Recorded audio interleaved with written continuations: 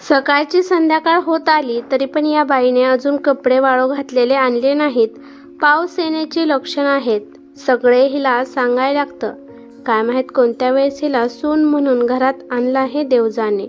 स्वतःशीच बडबड करत मेघाताई वाळू घातलेले कपडे आणण्यासाठी वर चालल्या होत्या. तोपर्यंत त्यांना त्यांच्या मुलाचा आणि सुनाचा आवाज आला. ते दोघं काहीतरी बोलत होते. त्यांना थोडंसं ऐकायला आलं. त्यामुळे त्या त्यांच्या मुलाच्या बेडरूमपाशी गेल्या आणि भिंतीला कान लावून ऐकत होत्या की हे दोघं नेमकं कोणत्या विषयावर बोलत आहेत. त्यांचा मुलगा आतमध्ये त्याच्या बायकोला गीताला बोलत होता की तू एकटीच बाई नाही जी आई होणार आहे. दुनियात अजून खूप बाया आहेत ज्यांनी 2-3 मुलांना जन्म दिला आहे. पण त्या बायांचं तुझ्यासारखी नाटकी नसतात. आता काय तुझ्यासाठी मी माझ्या आईसंग भांडण करू की काय?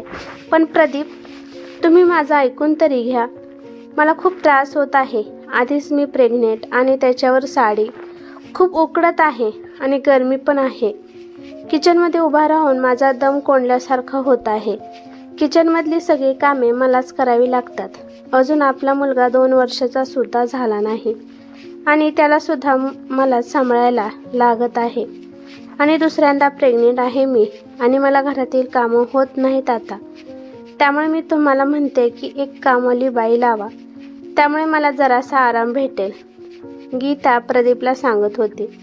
परंतु प्रदीप तिचं काहीच ऐकून घेत नव्हता आणि अचानकच प्रदीप गीतावर पिसळला आणि म्हणाला की तू पोराला जन्माला घातला आहे म्हणल्यावर तूच पोराला सांभाळायचं. ते तुझंच काम आहे. तुझ्या पोराला सांभाळायला दुसरं कोण मोकळं आहे का? आणि माझी आई तुझ्या भल्यासाठी सांगत आहे. पण तुला तर वाटतं की सासू सांगते ते फक्त तुझ्या वाईटासाठीच आहे. सासू म्हणजे तुला दुश्मनच वाटते. माझ्या आईची तुला कोणतीच गोष्ट पटत नाही.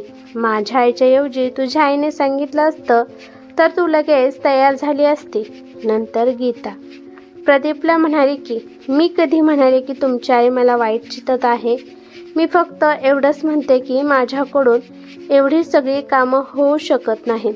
त्यामुळे फक्त एक कामवाली बाई ठेवा म्हणते तोपर्यंत माझी डिलिव्हरी होत नाही तोपर्यंत.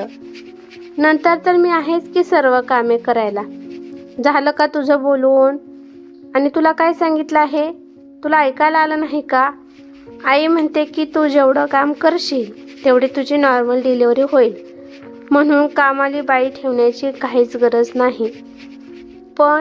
पण बिन काही नाही. आता मी याच्या पुढे एक शब्दसुद्धा ऐकून घेणार नाही. माझी आई जे सांगते ते गप गुणाने कर. बिनकामाचं मला बोलायला आवडत नाही. प्रदीप तिला रागाने पाहत बोलत होता. आणि इकडे बाहेर जे भिंतीला कान लावून ऐकत होती गीताची सासू, त्यांना आपल्या मुलाचं बोलणं ऐकल्यानंतर खूप आनंद झाला. त्यांना वाटलं की माझा मुलगा शेवटी माझ्या ऐकण्यात आहे. गीताने किती पण माझ्याविषयी त्याला सांगितलं तरी पण तो माझ्या साईडला आहे. सुनाचा कोणताच प्लॅन सक्सेस होत नाही. सुनाला एवढी पण अक्कल नाही का?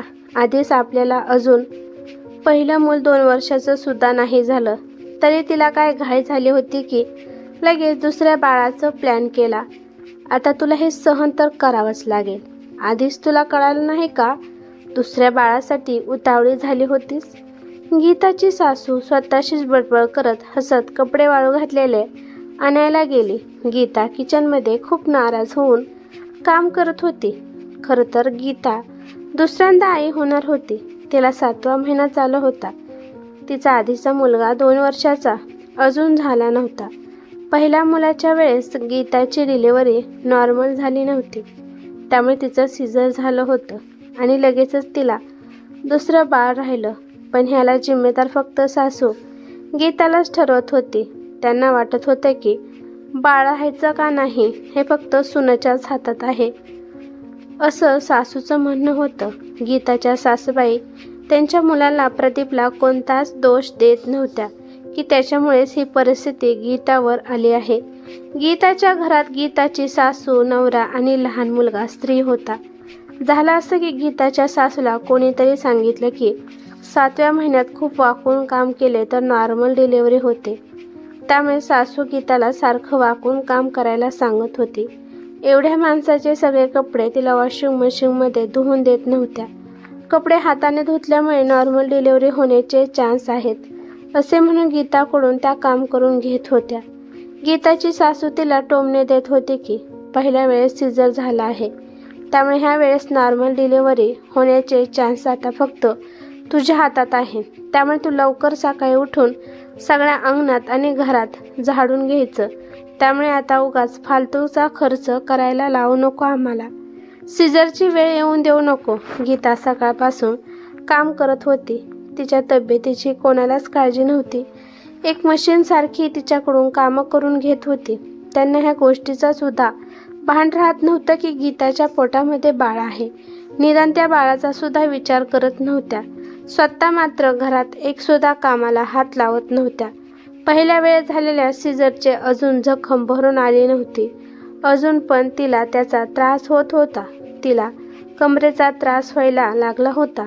असेच दिवस चालू होते. एका दिवशी गीताने सकाळच्या वेळी चहा बनवून आपल्या सासूसाठी चहा देण्यासाठी सासूच्या रूममध्ये गेली. मग तिची सासू तिला म्हणाली की हे बघ गीता, आता तुझा चहा बनवून झाला असेल तर मी काय म्हणते ते ऐक. आता लगेच नाश्ता करायला काही बसू नकोस. पहिलं तू बाथरूममध्ये मी जे कपडे, चादर, बेडशीट, ब्लँकेट ठेवले आहेत ते धुजा. पण आई, श्री अजून झोपला आहे. तो झोपला आहे तोपर्यंत मी पटापटा नाश्ता बनवून घेते. तो एकदा उठला तर मला कोणतंच काम करून देत नाही. पण तिची सासू तिचं काहीच ऐकायला तयार नव्हती. त्या म्हणत होत्या की पोराचा बहाणा मला दाखवू नकोस. गपगुणाने कपडे धुवू, नाहीतर ह्यावेळेस डिलिव्हरीला तुला मी तुझ्या माहेरी पाठवीन. आमच्यापाशी एवढा पैसा नाही की आता तुझं सिजर करायला. त्यामुळे तू काम नाही केलं तर आम्ही तुला तुझ्या माहेरी सोडून येईल. शेवटी गीता मनावर दगड ठेवून कपडे धुण्यासाठी बाथरूममध्ये गेली. कपडे धुताना ब्लँकेट एवढं जड होतं की तिच्या पोटात थोडं थोडं दुखायला लागलं. तिने जाऊन तिच्या सासूला सांगितलं की मला असा त्रास होत आहे. सासूबाई उलट गीताला शिकवायला लागल्या की खूप नाजूकपणाने वागू नकोस. आता तू काय लहान नाही राहिलीस. 2 मुलांची आई होणार आहे. त्या मानाने वाग जरा. पहिल्या वेळेचे ऑपरेशन झालं, त्याचंच कर्ज आहे आमच्यावर. आजकालच्या पोरींना काय झालं आहे काय माहीत. त्यांना नॉर्मल डिलिव्हरी त्रासदायकच वाटत आहे. त्यामुळे त्यांना पोट फाडून बाळ काढणं सोपं जात आहे. डॉक्टरांना काही काम नाही, ते सुद्धा लगेच ऑपरेशन करायला सांगतात. नॉर्मल डिलिव्हरी पाहिजे असेल तर खूप मेहनत करावी लागते. सतत काम करावं लागतं. मला काय सुद्धा तुझा बहाणा नको आहे. जे सांगितलं आहे ते कर. गीता कपडे धुवायला बसली तोपर्यंत तिचा लहान मुलगा श्रीचा आवाज तिला आला आणि ती तशीच अर्ध काम सोडून तिच्या मुलाला घ्यायला गेली. गीताला पूर्ण दिवस खूप त्रास होत होता. राहून राहून तिच्या पोटात दुखत होतं. संध्याकाळच्या टायमाला तिची तब्येत खूपच बिघडली. तिला ब्लिडिंग होऊ लागलं. तिची तब्येत पाहून तिला हॉस्पिटलमध्ये नेलं. तिची गंभीर हालत पाहून डॉक्टरांनी तिला ॲडमिट करून घेतलं. आता गीताची तब्येत आता त्या ठिकाणावर आली होती की ज्या ठिकाणी तिला पूर्णपणे आराम पाहिजे होता. जर तिने थोडं जरी काम केले तरी तिच्या बाळाला धोका होता. त्यामुळे डॉक्टरांनी तिला बेडरेस्ट घेण्याचा सल्ला दिला. जेव्हा डॉक्टरांना कळाले की मोठे कपडे धुतल्यामुळे गीताला त्रास झाला आहे, तेव्हा डॉक्टरांनी तिच्या सासूला आणि तिच्या नवऱ्याला खूप ऐकवलं. डॉक्टर बाहेर गेल्यानंतर गीताची या सासूची बडबड सुरू झाली. अगं, एवढी काय तुला घाई होती की लगेच तू दुसऱ्या बाळाला जन्माला घालायला तयार झालीस? थोडंसं पण तुला दम नव्हता की काय? लगेच दुसऱ्या बाळाचं प्लॅनिंग केलं. मला तर वाटतंय तू काहीतरी जाणून बुजून केलं असेल. त्यामुळेच तुला आता त्रास होत आहे आणि आम्हाला टेन्शन देत आहे. माहेरा जाऊन राहिलेली बरी. आता तुझी काळजी तुझी आईच घेईल. पण हे सगळं बोलणं डॉक्टरांनी ऐकलं. ह्या गोष्टीवर सासूला बोलण्याऐवजी डॉक्टर आले आणि त्यांना म्हणाले, हे बघा काकू, तुमच्या सुनाच्या पोटातील बाळ ते काय ती तिची माहेरहून घेऊन आली नाही. तुम्हाला सून फक्त वंश वाढवण्यासाठी पाहिजे होती. त्यामुळे तिला सून म्हणून घेऊन आला आणि हे तुमच्या सुनेची तब्येत तुमच्यामुळेच बिघडली आहे. त्याला जिम्मेदार फक्त तुम्हीच आहात. मूल जन्माला घालायचं फक्त बाईच्या हातात नसतं, ते पुरुषाच्या पण हातात असतं. तुम्ही याला फक्त तुमच्या सुनेला दोष देत आहात. तुमच्या मुलाला एका शब्दाने तरी बोलत आहात का तुम्ही? त्यानंतर गीताची सासू गप्प बसली. आता सगळी परिस्थिती प्रदीपला आणि तिच्या सासूला सांभाळावी लागली. पैसे वाचवण्यासाठी गीताच्या सासूने हे सगळं केलं होतं, पण झालं उलटच. गीताचं शरीर बिघडलंच, पण आता घरातील सगळी कामं आता तिच्या सासूवर पडले. आता त्या एकट्याच, त्यांचा नातू, घरदार, आता सगळं काही सासूच्याच हातात होतं. त्यांनी आपल्या मुलाला प्रदीपला सांगितलं की एक कामवाली बाई ठेव, त्यामुळे मला जरा आराम भेटेल. पण त्यांच्या मुलाने स्पष्ट नकार दिला. प्रदीप म्हणाला की आधीच माझे दवाखान्यात खूप पैसे गेले आहेत, त्यामुळे माझ्याकडे आता कामवालीला देण्यासाठी 1 रुपया सुद्धा नाही. आता गीताच्या सासूची हालत खूप वाईट होती.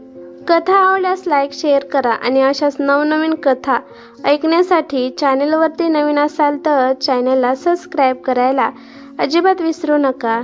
धन्यवाद.